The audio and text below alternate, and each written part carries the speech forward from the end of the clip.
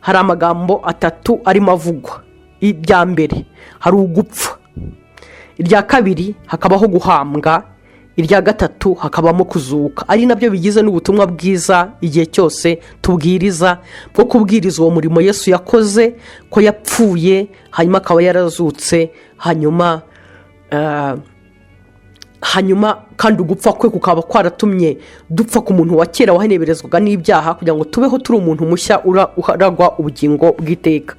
Voilà, noneho rero kuko ndimo ndavuga ku ruhande rwacu, ntabwo ndimo mvuga ku ruhande rwa Yesu. Nubwo tudashobora gupfa tutari muri we, ntabwo byashoboka. Dupfuye tutari muri we ntabwo twazuka. Noneho avuze rero ko twapfuye ku byaha. Dupfa ku byaha gute rero? Rya jambo mwibuke, rya jambo ari ryo mazi, ari wo mwuka, ubutumwa bwiza ubwirizwa bwica wowe. Ni ukuvuga ngo wowe wari umuntu wibaga, burakubwirije, bukubwiye ku ngeso zawe, kuko wowe uri umunyabyaha. Nako si no kwiba gusa, uri umunyabyaha utarigeze ushyikira gukiranuka kw'Imana. Uri umupfu wapfuye kubera gukiranirwa kwawe, kuko wokojwe urupfu na Adamu, ukabimenya neza. Hanyuma noneho rero ukabona yuko nta byiringiro ufite. Hanyuma noneho rero solution Imana iguha ni iyihe? Nuko uri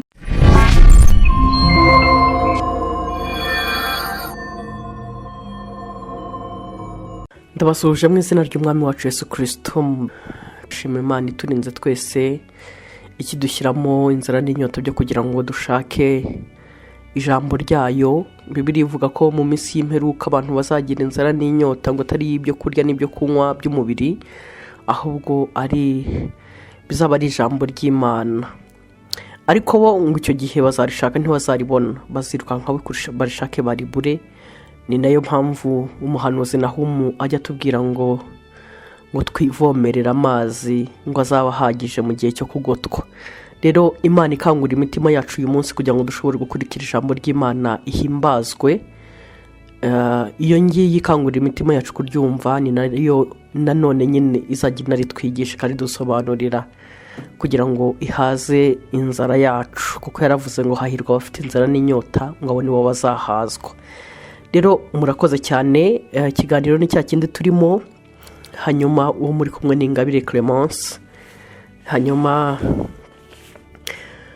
tukaba dukomeje nyine n'ibibazo byacu, ibibazo byabajijwe, hanyuma nkaba ndimo ngerageza kubisubiza. Uyu munsi ikibazo ngiye gusubiza ni ikibazo kirebana no kuvuka ubwa kabiri, cyangwa kubyarwa n'amazi no kubyarwa n'umwuka, tubona mu butumwa bwiza bwa Yohana igice cya 3.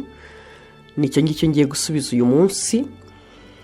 Hanyuma ejo nzasubiza ikindi bifatanye, ari nako nagukanguriraga ngo wumve none n'ejo nibwo uzaba ubonye ubusobanuro bwuzuye neza. Ejo bwo nzasobanura umubatizo wa Yohana, aho wari utandukaniye n'umubatizo wa Yesu, kuko mu byakozwe n'intumwa igice cya 19 uhereye ku murongo wa 1 kugeza kwa 7, Bibiliya ivuga abigishwa ba Yohana uburyo igihe bahuye na Paul, hanyuma asanga batarigeze buzura umwuka wera, ahita babaza ati mwabatijwe uwuhe mubatizo wa Yohana? Bibiliya ivuga ngo babatiza mu izina ry'Umwami Yesu babona umwuka wera. Rero ejo tuzasobanura umubatizo wa Yohana aho utandukaniye n'umubatizo w'Umwami Yesu. Urumva ko bigendanye rero, umisinze kimwe waba ufite ubumenyi kuri budahagije ku kindi. Ejo rero ndakwemvita uyu munsi kumva, ariko ndakwemvita n'ejo nabwo kumva. Imana rero ibaha umugisha. Muri bwihanganira ijwi ryanjye ukuntu rivuga. Mfite gripe nyinshi, murabyihanganira. Reka rero dutangire dusenga Imana, tuyisabe kugira ngo abe ari yo duha umucyo uhagije ku byanditswe byera, mu izina ry'Umwami wacu Yesu. Data muremyi wa byose, mu izina rikomeye ry'umucunguzi wacu Yesu Kristo, Mwami duhanze amaso yacu kuri wowe, kuko tuzi neza yuko ari wowe, ni wowe mubibyi, kandi imbuto y'ubwami ni iyawe. Nanone twebwe turi imirima uhingamo, turakwinginze n'ubundi ngo utegure imitima yacu y'ubutaka bwiza, kugira ngo ishobore kwakira imbuto yawe, hanyuma imbuto yawe imere, kuko wavuze ko ngo nk'uko imvura na shelegi bigwa bigatosa ubutaka bikameza, ngo niko ijambo ryawe uzatuma ritazagaruka kuri wowe ridakoze icyo waritumye. Rero mwami, tuzi neza ko icyatuma ridakora icyo waritumye nuko bwaba ari ubutaka butera, buri muri bwa bundi butatu bwakunaniye bwo ku nzira no ku rutare no mu mahwa. Ariko Yesu, ndakwinginze ngo imitima yacu itunganye mu maraso yawe, uyitunganya Yesu, mu gitambo watanze Golgotha wujuje uyitunganye, kugira ngo iri jambo tugiye kumva riduheshe kwizera, riduheshe kukumenya biruseho no kukwizera, kugira ngo riduhe ibyo rivuga, dushobore kubona uyu mubatizo uvuga Yesu tubiheshejwe n'ijambo ryawe. Ndabigusabye mu izina ryawe ryera Yesu, amen. Reka rero dutangire dusoma. Ni Yohana, nababwiye ni Yohana, tubwo duhere muri Yohana igiti cya 3 murongo wa mbere tugeze ku murongo wa 8. Ndasomaho bike, ibindi wowe waza kwikurikiranira. Haravuga ngo hariho umuntu wo mu bafarisayo witwaga Nikodemu, umutware wo mu Bayuda. Uwo yasanze Yesu nijoro, aramubwira ati, mwigisha, tuzi yuko uri umwigisha wavuye ku Mana, kuko ari ntawe ubasha gukora ibimenyetso ujya ukora keretse Imana iri kumwe nawe. Yesu aramusubiza ati, nukuri ndakubwira yuko umuntu utabyawe ubwa kabiri atabasha kubona ubwami bw'Imana. Nikodemu aramusubiza ati, mbese umuntu yabasha ate kubyarwa akuze? Yakongera agasubira mu nda ya nyina akabyarwa? Yesu aramusubiza ati, nukuri ndakubwira yuko umuntu utabyawe n'amazi n'umwuka atabasha kwinjira mu bwami bw'Imana. Ikibyawe n'umubiri nacyo ni umubiri, n'ikibyarwa n'umwuka nacyo ni umwuka. Witangazwa nuko nkubwiye yuko bibakwiye kubyarwa ubwa kabiri. Umuyaga uhuha aho ushaka, ukumva guhuha kwawo, ariko ntumenya aho uva cyangwa aho ujya. Niko uwabyawe n'umwuka wese amera. Yesu abaho umugisha. Inkuru zindi zikurikira mwaza kuzisomera. Ndibaza ko aho ngaho tugarukiye aho hari budufashe kumva iki kibazo dufite. Okay, reka tubanze duce mu nyuguti tuzireba uko ziteye. Mbere na mbere, uyu Nikodemu aje yari muri groupe y'abafarisayo batemeraga Yesu, bahoraga bamupinze. Ariko Nikodemu mu mutima we yaramwemeraga, kandi urumva yaje kwa Yesu nijoro, ni ukuvuga ngo arasa nkaho abihishe bagenzi be. Ariko kandi aje no kubwira Yesu ko we amwemera, ngo kuko nta wabasha gukora ibyo Yesu akora Imana itari kumwe nawe. Mu yandi magambo, ubwo ugiye mu magambo ya original yaramwise rya zina Emmanuel, Imana iri mu muntu. Hanyuma arangije Yesu ibyo kumufelicita ntabwo ari byo yitayeho, yahise amwitegereza, abona uyu Nikodemu ari hanze y'ubwami bw'Imana. Noneho bituma amubwira ati, aramubwira ati birabakwiye ko, ati nukuri ndababwira ko umuntu natabivuga ubwa kabiri atazinjira mu bwami bw'Imana. Hanyuma donc amubwira ko kwinjira mu bwami bw'Imana la condition inévitable, itegeko risabwa, ni ukuvuga ngo ikintu ntarengwaho cyo kugira ngo winjire mu bwami bw'Imana ni ukuvuka ubwa kabiri. Ni nayo mpamvu ari dosiye ikomeye yo kugira ngo tuyisobanukirwe neza. Ubwo ari ikintu nyamukuru cy'ingenzi kiri inevitable kugira ngo twinjire mu bwami bw'Imana, bisaba ngo tugisobanukirwe icyo bivuga. Noneho Nikodemu ntabwo yabyumvise, yarambwira ati se uko ngana uku nge nzasubira mu nda ya mama mvuke? Hanyuma Yesu aramubwira ati, atoya, ati ni ukubyarwa n'amazi no kubyarwa n'umwuka. Kuko usubiye mu nda ya mama wawe nanone wasubira ukaba uri wa wundi nk'uko wavutse kera. Rero ubwa mbere ubuvuke bwawe bukomora kuri mama wawe na papa wawe, none ubu ngubu ubuvuke bwa kabiri uragomba kubukomora ku mazi n'umwuka. Hanyuma aramubwira ati kuko icyabyawe n'umubiri kiba ari umubiri, ni ukuvuga ngo ubwo wabyawe n'umubiri uri umubiri ubu. Rero nubyarwa n'amazi n'umwuka uzaba uri amazi n'umwuka nyine. Hanyuma undi biramutangaza kuko ku murongo wa 7 Yesu yahise amubwira ngo witangazwa nuko nkubwiye yuko bibakwiye kubyarwa ubwa kabiri. Urumva byaramutangaje ko byari ibintu atumva. Noneho aramubwira ati umuyaga ati yuhuha ati huhira aho ushaka kandi ukumva guhuha kwawo ngo ariko ntumenya aho uva cyangwa aho ujya ngo uko rero niko wavutse ubwa byawe n'umwuka bameze. Ni ukuvuga ngo kuriya tutazi ibara ry'umuyaga, kuriya tutamenya uwumvira muri manifestation mu cyo ukora. Ni ukuvuga ngo niba uguhushye kumva kabeho cyangwa ukabona ibiti byizunguza cyangwa ukabona umwenda urimo pepeta, ni ukuvuga ngo ureba icyo umuyaga ukoze cyangwa manifestation yawo bigatuma umenya ko umuyaga uhari, ukamenya ngo umuyaga ni mwinshi cyangwa ni muke. Ariko ntabwo ari kuvuga ngo nuko wawupimye muki, ni ukuvuga ngo nukureba uwo muvuduko wawo nibyo urimo ukora nicyo kibitumenyesha. Anavuga rero ati niko ababyawe n'umwuka nabo bamera. Ntabwo ari uko nusubira kuvuka uzaza wenda uri umuzungu cyangwa uraguma uri wowe Nikodemu nk'uko umeze, ariko kizerekana ko wavutse ubwa kabiri ni manifestations, ni ibigaragara ibyo uzaproduza biva muri wowe bizagaragaza imbuto iguteyemo iyo ariyo.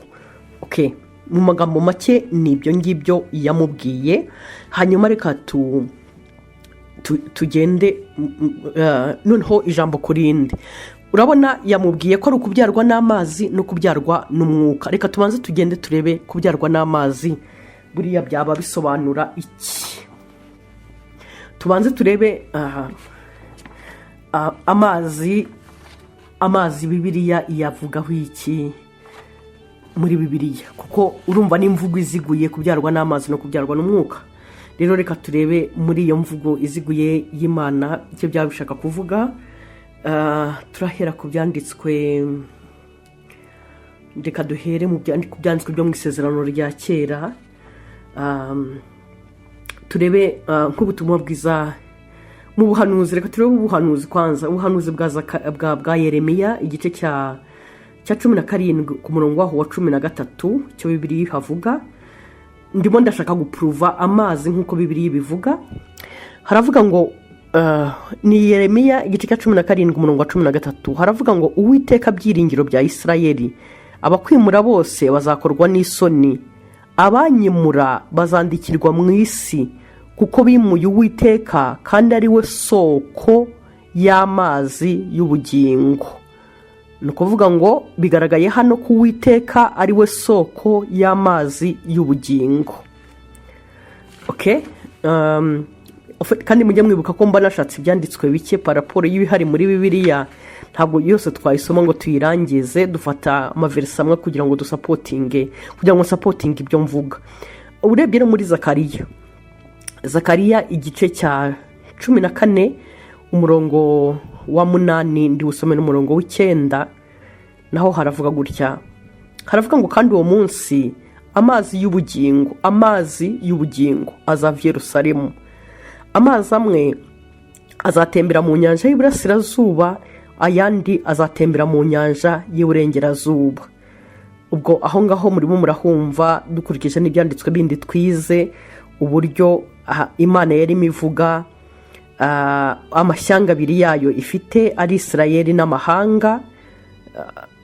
Nibyo ashaka kuvuga, ariko reka dukomeze, reka nsubira inyuma. Kandi uwo munsi amazi y'ubugingo azava i Yerusalemu, amazi amwe azatembera mu nyanja y'Iburasirazuba, ayandi azatembera mu nyanja y'Iburengerazuba. Bizaba bityo mu cyi no mu itumba, kandi Uwiteka azaba umwami w'isi yose. Uwo munsi Uwiteka azaba umwe n'izina rye rizaba rimwe. Urumva ko iki cyanditswe nyine kivuga uburyo abanyamahanga batari bazi Imana nabo bazayimenya, na Isirayeli yari izi ko ariyo bwoko bwonyine izamenya yuko hari n'abandi Imana nayo yahamagaye, hanyuma Uwiteka aba Imana y'isi yose kandi izina rye ribe rimwe. Bikaba bizaturuka kuri aya mazi y'ubugingo azatemba ava i Yerusalemu. Ayo mazi urumva ko atari amazi y'umugezi, ahubwo ni agakiza Imana yari imivuga kazaturuka i Yerusalemu. Hanyuma reka dukomeze n'ibyanditswe kugira ngo dukomeze twumve aya mazi Bibiliya bivuga. Reka noneho tujye muri Nouveau Testament mu isezerano rishya dushobora gukoresha ubutumwa bwiza bwa Yohana igice cya 4 umurongo wa 10 kugeza ku murongo wa 14. Ni igihe Yesu yahuraga na wa mugore w'umusamariyakazi. Yesu akamubwira yuko we amazi atanga araye ubugingo bw'iteka. Reka twumve. Aramubwira murongo wa 10. Yesu aramusubiza ati, iyaba wari uzi impano y'Imana ukamenya n'ugusabye amazi uwo ari we, nawe uba umusabye nawe akaguha amazi y'ubugingo. Kandi undi ati, databuja kudafite icyo kuvomesha n'iriba rikaba ari rirerire, none se ayo mazi y'ubugingo wayakura he? Mbese ye uruta sogokuruza Yakobo wadufukuriye iri riba, kandi akaba yaranywaga amazi yaryo ubwe n'abana be n'amatungo ye. 13. Yesu aramusubiza ati, umuntu wese unywa aya mazi azongera kugira inyota, ariko unywa amazi nzamuha ntazagira inyota rwose iteka ryose, ahubwo amazi nzamuha azamuhindukiramo isoko y'amazi adudubiza kugeza mu bugingo buhoraho. Urumva ko twasomye muri Yeremiya, Imana niyo soko y'amazi y'ubugingo. Zakariya yatubwiye ko agakiza kazaturuka i Yerusalemu, ayo mazi azatemba abari amashyanga abiri bakaba ishyanga rimwe, Uwiteka izina rye rikaba rimwe kandi isi yose ikamumenya. None ubutumwa bwiza bwa Yohana buratubwiye ko Yesu ari we utanga ayo mazi y'ubugingo, kandi unywa ayo mazi azamududubizamo kuzageza mu bugingo buhoraho iteka. Reka dukomeze nanone muri Yohana ku gice cya 7 umurongo wa 30 na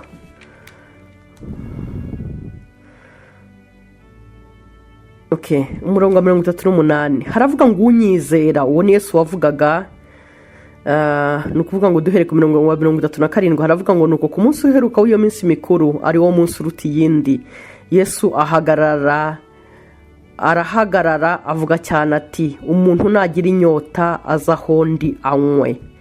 Ayo magambo Yesu yarimo avuga, ubwo urumva yuko ameze nka yayandi ayo Yesaya yahanuye ku 55 ati, ufite inyota nazanywe, ushonje nazarye. Ni kuki mwatanga ifeza mukagura ibyo kurya bidakwiriye, mukagura ibyo kunywa bidakwiriye? Ati, nimuze mufate ku buntu, munywa amazi ku buntu.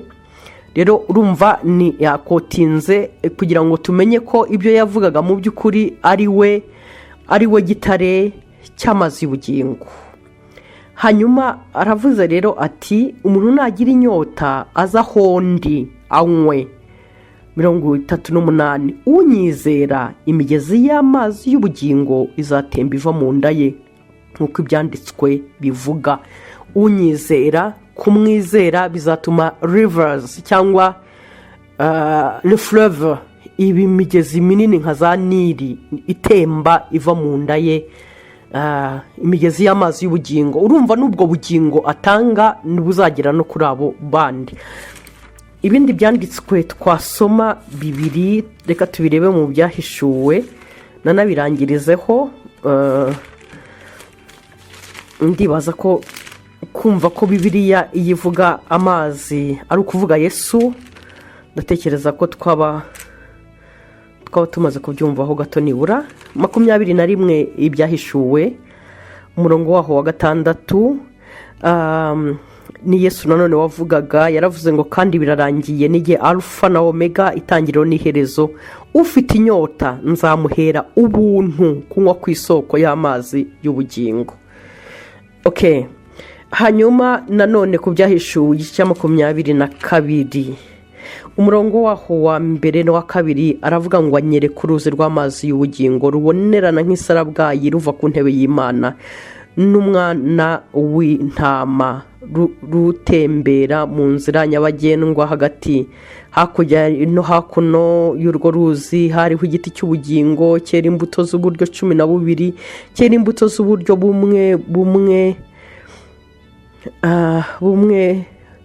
bumwe uko ukwezi gutashye. Ibibabi byacyo byari ibyo gukiza amahanga. Urumva n'imvugo iziguye ivuga agakiza twabonye gaturutse ku ntebe y'Imana.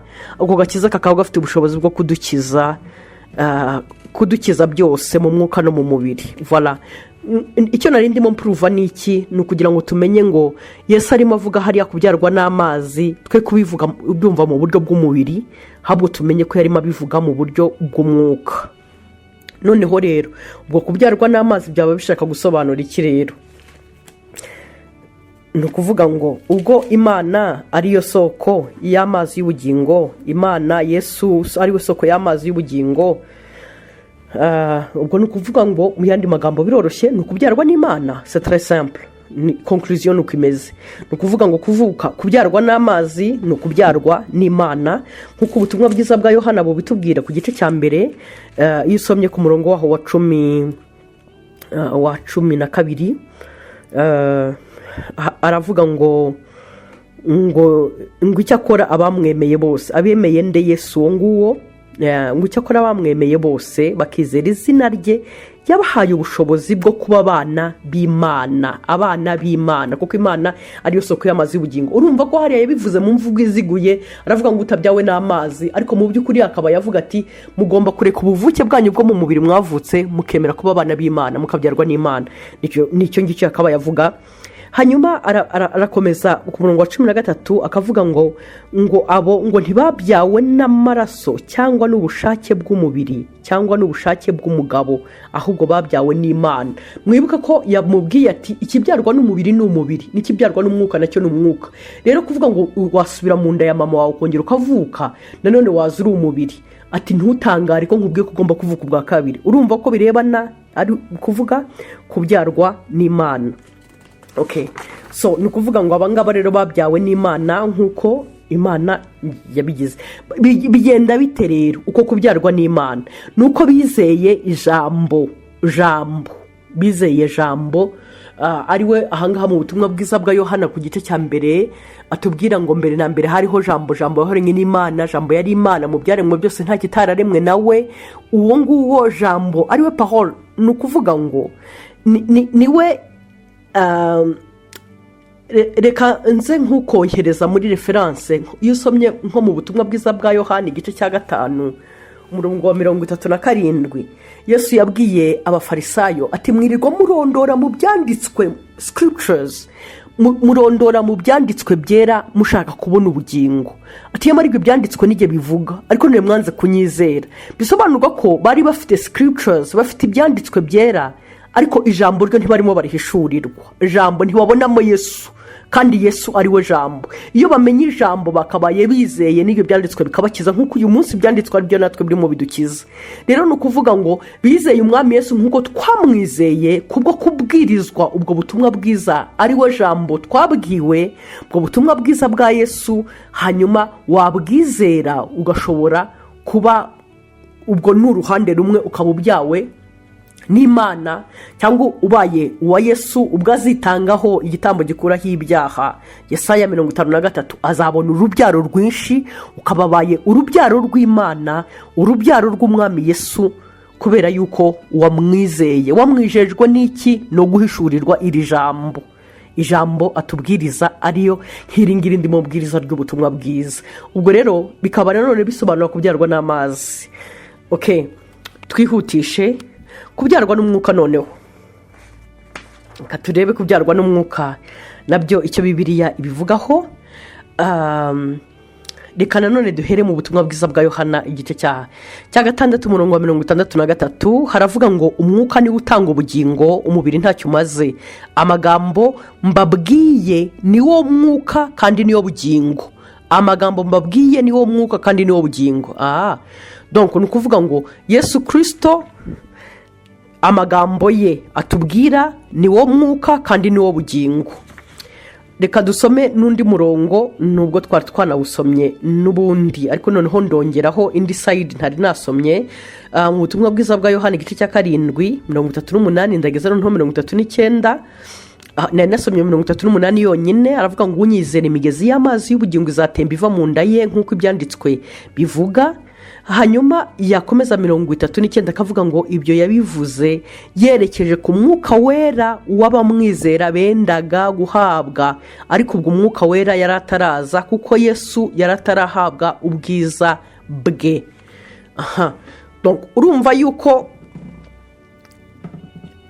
imigezi, ya migezi, ni ukuvuga ngo ya migezi twabonye yuko ari ijambo, ari we Yesu.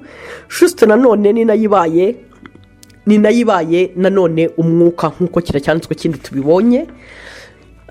Wareba mu Bakorinto, reka turebe ikindi cyanditswe mu Bakorinto ba mbere igice cya 15 umurongo wa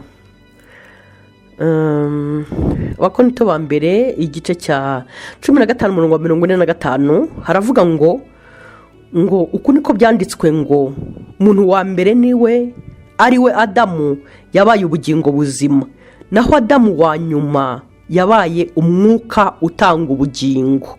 Adamu wa nyuma turabizi, ubwo twakora reference nko mu Baroma ku gice cya 5. Adamu rero wa nyuma, Adamu wa kabiri ni Yesu, Adamu wa mbere na Adamu nyine. Hanyuma Adamu wa mbere yatwokoje urupfu rwose twese abamukomokaho, n'abandi bazakomoka kuri Adamu wa kabiri azabahesha bose ubugingo. Rero Bibiliya ivuze yuko uyu nguyu we ari umwuka utanga ubugingo. Niyo mpamvu kugira ngo rero ube uri icyaremwe cy'umwuka nyine no kubyarwa n'umwuka, kandi ubwo rero ni ukubyara kubera yuko ari we mwuka. Ndeka turebe nanone mu Bakorinto wa kabiri. Bakorinto wa kabiri igice cya 3 umurongo wa 17 haravuga ngo nuko rero umwami niwe mwuka, kandi aho umwuka w'umwami ari niho haba umudendezo.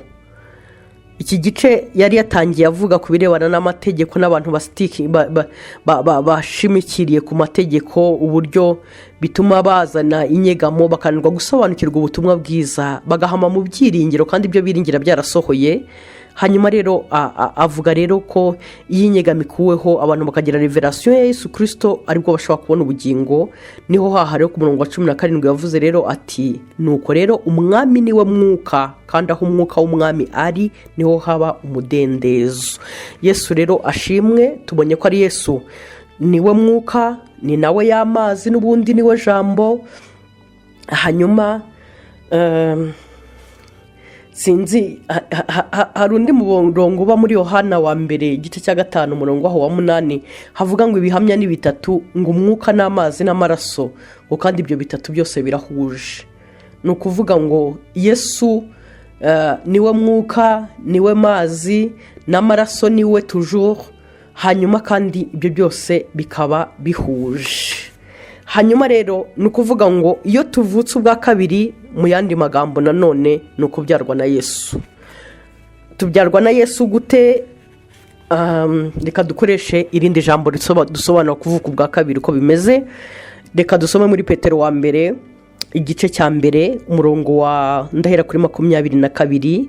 Petero wa mbere igice cya mbere umurongo wa 22 haravuga ngo nuko rero ubwo mwiyejesheje imitima kumvira ukuri, kugira ngo mubone uko mukunda bene data mutaryarya, mukundane cyane mu mitima yanyu. Nuko rero ubwo mwiyejesheje imitima kumvira ukuri, ni ukuvuga ngo icyabejeje imitima nuko mwumviye ukuri. Ukuri ni iki? Ubutumwa bwiza bwa Yohana igice cya 17 umurongo wa 17 aravuga ngo data uberesha ukuri, ijambo ryawe ni ryo kuri. Ni ukuvuga ngo dushatse iri jambo twarisimbuza kumvira ijambo ry'Imana rizima. Nuko rero ubwo mwiyejesheje imitima kumvira ukuri cyangwa kumvira ubutumwa bwiza, ngo kugira ngo mubone uko mukunda bene data mutaryarya, mukundane cyane mu mitima yanyu. Ubwo nashakaga cyane n'uyu 23 ngo kuko mwabyawe ubwa kabiri, ni rya jambo toujours rya rindi yamubwiye hariya rimwe twahereho mu butumwa bwiza bwa Yohana igice cya 3, ngo kuko mwabyawe ubwa kabiri mutabyawe n'imbuto ibora, ahubwo mwabyawe n'imbuto itabora, mubiheshejwe n'ijambo ry'Imana rizima rihoraho. Mwavutse ubwa kabiri, kandi uko kuvuka ikibyawe n'umubiri n'umubiri, n'ikibyawe n'umwuka n'umwuka, ikibyawe n'umubiri cyose kizapfa kizabora. None rero mwabyawe n'imbuto itabora. Iyo mbuto itabora ni iyihe rero? Ni ijambo ry'Imana rizima rihoraho, niko babivuze.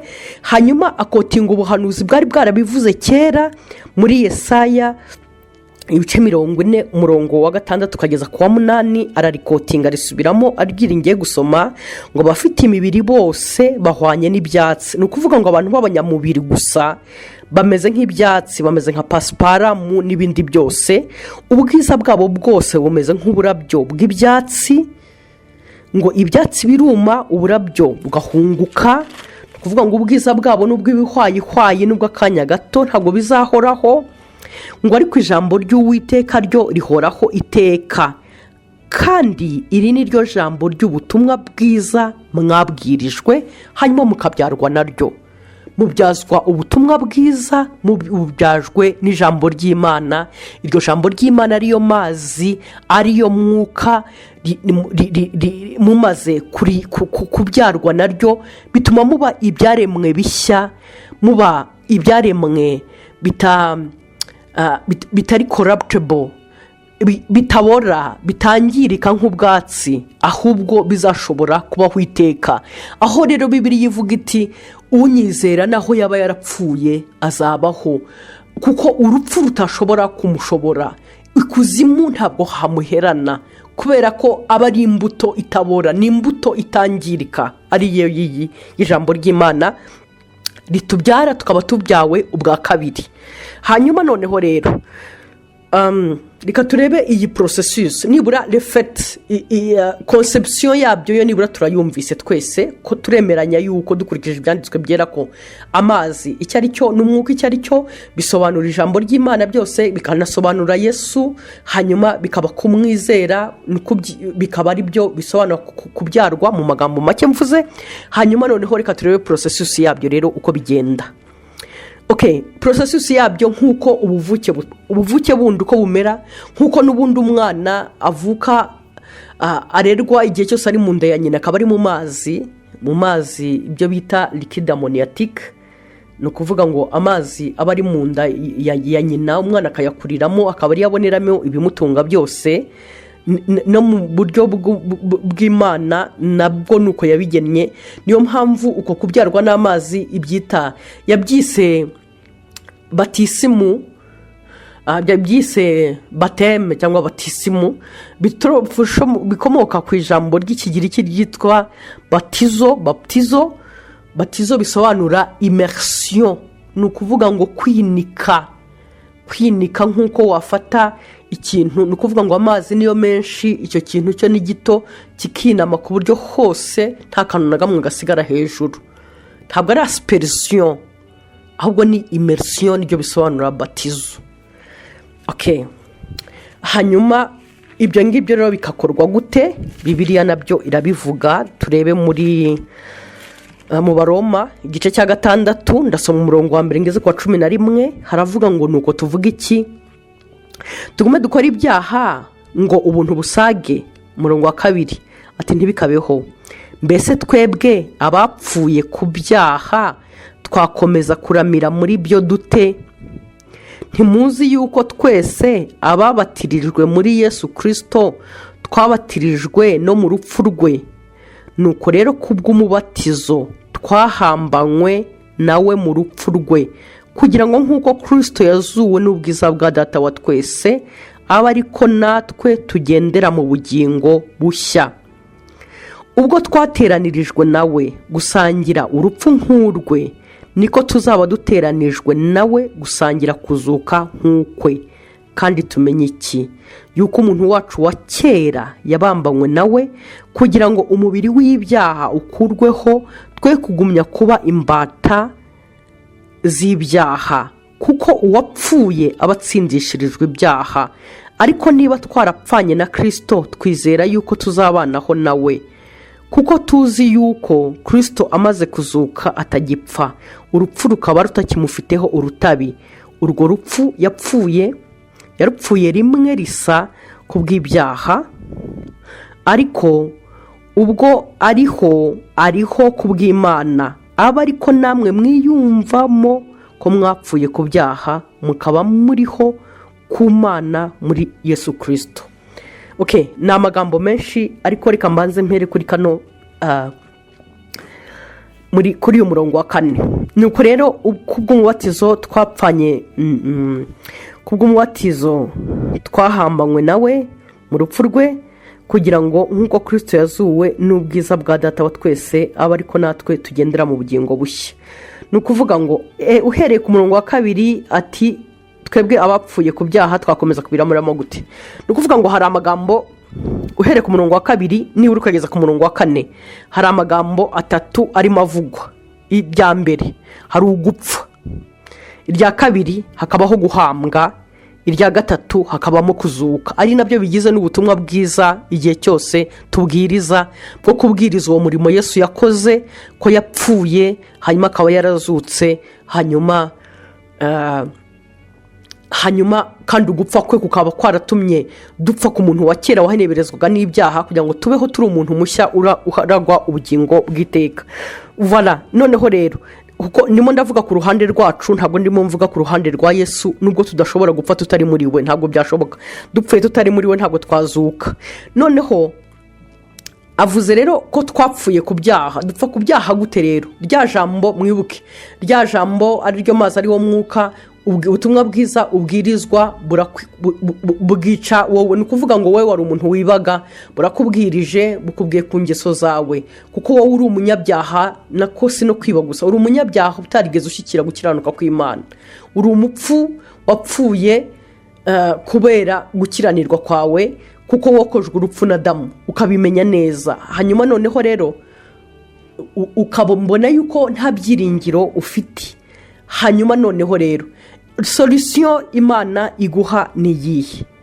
Nuko uri bwemere guhambanwa na Kristo.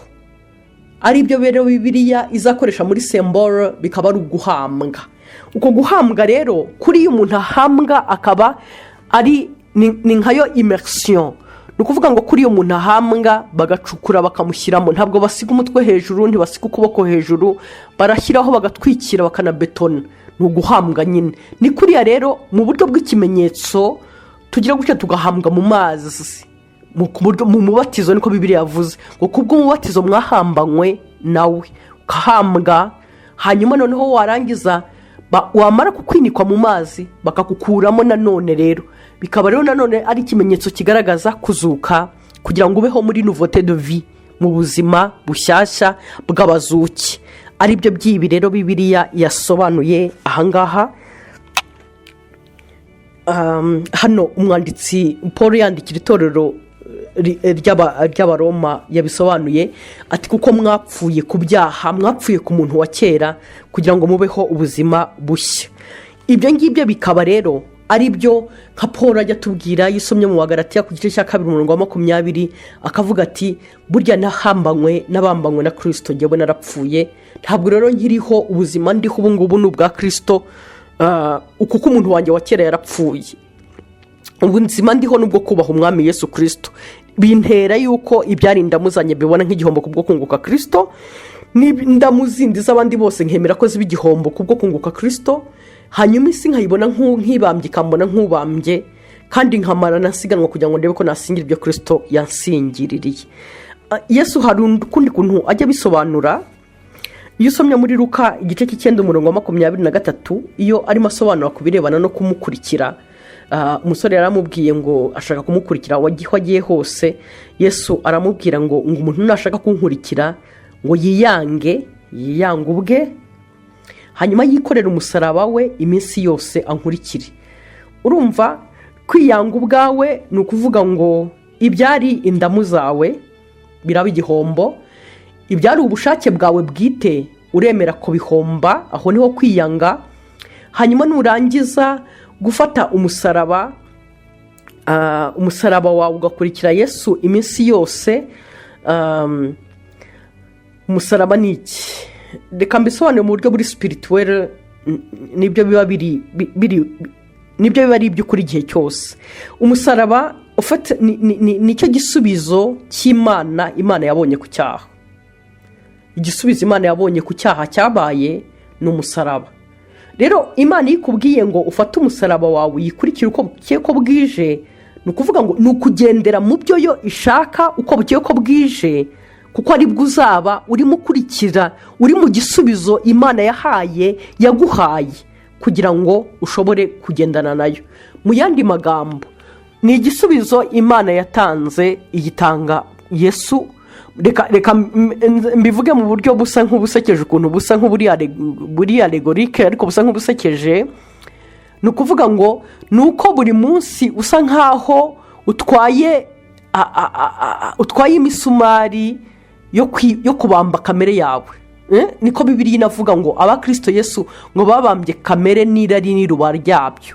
Ni ukuvuga ngo kuba witeguye wowe kwibamba buri munsi cyangwa kwiyica, kwica, kwihakanira, kwibwira oya ku by'inyungu zawe, ku ndamu zawe, ibyo byose bidahura n'ibyanditswe byera, bidahura n'ubushake bw'umwami Yesu, ukabibwira ngo oya njye narakijijwe, ukajya ufata mpiri ibitekerezwa mu mutima wawe ukabigomororera Kristo, ukamenya yuko ubuzima bwawe burimo buhinduka. Ni nabyo mbese ajya akomeza akabibwira nk'Abaroma ku gice cya 12 akababwira ati mutange imibiri yanyu nk'ibitambo byera bizima bishimwa n'Imana, ariko kuyikorera kwanyu gukwiye. Ati muhindurwe abashya mu mitekerereze yanyu, mwe kushushanya n'isi y'iki gihe. Urumva ko ibyo byose bisobanura kwitandukanya, bisobanura ko mu by'ukuri by'umubiri wawe wifuza ibyarinda muzawe ubyihorera, bikaba aribyo bisobanura gupfa uko bukeye uko bwije ukurikiye umwami Yesu. Voilà.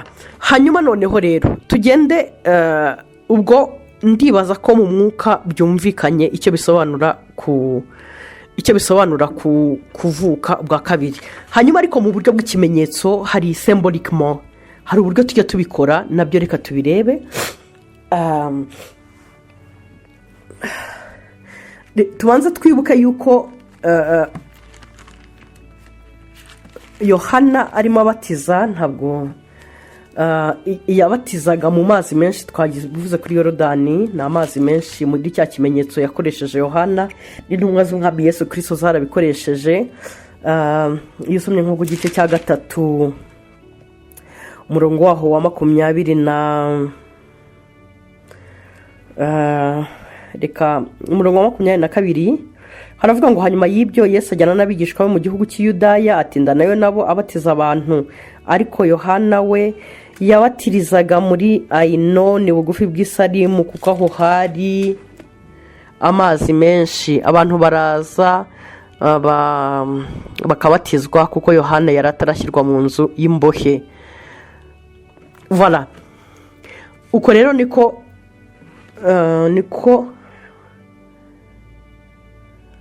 très bien, c'est fini. Uko rero niko nashaka kuvuga ku birebana n'aya mazi menshi. Urumva yabatirizaga aho mu Ainoni kuko hari amazi menshi, kuko igihe cyose kubatiza bisobanura immersion, ntabwo ari aspersion, ntabwo ari kutuzi ku gahanga, ni immersion. Niyo meaning y'iryo jambo kwa. Hanyuma iyo dusomye muri Petero wa mbere rero turimo turareba kubatiza mu buryo bw'ikimenyetso biriya byacu byo kujya muri Yorodani. Petero wa mbere igice ni cya 3 umurongo wa 21 haravuga ngo na n'ubu amazi niyo akibakiza namwe mu buryo bw'igishushanyo cyo kubatizwa. Igishushanyo cyo kubatizwa icyakora si uko akuraho ico ryo ku mubiri, ahubwo ni isezerano ku Mana ry'umutima uticira urubanza, rikabakirisha kuzuka kwa Yesu Kristo. N'ubu mu buryo bw'igishushanyo amazi niyo dukoresha kugira ngo tugaragare uko gukira twakize. Nibyo asobanuye hano Petero.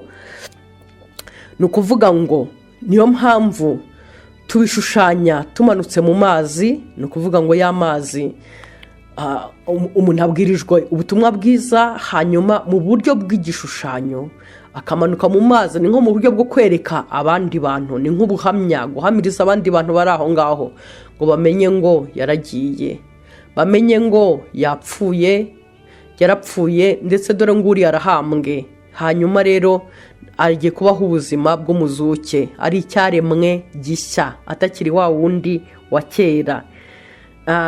Niyo mpamvu Bibiliya ivuga, iyo usomye ubutumwa bwiza si ubutumwa bwiza, ni epitre, n'urwandiko Paul yandikiye itorero rwa kabiri. Paul yandikiye itorero ry'aba Korinto, arababwira ku gice cya 5 umurongo wa 16 n'uwa 17 aravuga ngo kuko kuri ubu tutazagira umuntu n'umwe twongera gutekereza dukurikije amasekuruza, ngo nubwo hari n'igihe na Kristo twamutekerezaga gutyo. Urumva ntitwiri busubira gutekereza mu masekuruza y'abanyiginya n'abega n'abacyaba n'abazigaba, cyangwa se ngo tujye gukurikiza amazina y'aba Karori na Karisa kubera iki? Kuko umuntu ntabwo akiri wa wundi, uwo ni we wa kera none yabaye umwana w'Imana, nicyo ngicyo bisobanura. Noneho rakavuga ati ntabwo tuzategereza dukurikije amasekuruza, nubwo hari n'igihe na Kristo twamutegerezaga ko ari uwo mu Bayuda. Ati kuko umuntu yari muri Kristo, umurongo wa 17, ati kuko umuntu yari muri Kristo aba ari icyaremwe gishya, ibya kera biba birangiye, dore ibishyashya biba bibonetse. Nguko rero uko iyo dukoze kiriya kimenyetso, hari abantu bamwe barangiriza ku kimenyetso, bagakora ikimenyetso cyonyine, bakamanuka mu mazi, bagakuramo amazina, bakabita amazina ya runaka na runaka na runaka, agahindura izina, hanyuma ariko atahinduye ubuzima bwe, atigeze avuka bushya, atigeze apfa ngo habeho icyaremwe gishya. Ibyo rero bigatuma ujya ugasanga mukwije ababatijwe benshi, ariko imbuto zabo, ubuzima bw'itorero nta buhari.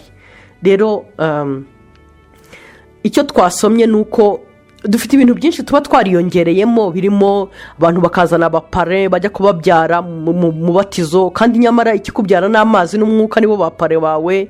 Ubundi abandi bakajya mu mazi kenshi, uko umuntu akoze icyaha akongera akamanukamo, bikamushuka ko, bikamubeshya ko hari amazi, hari icyo amumarira, kandi ari amazi.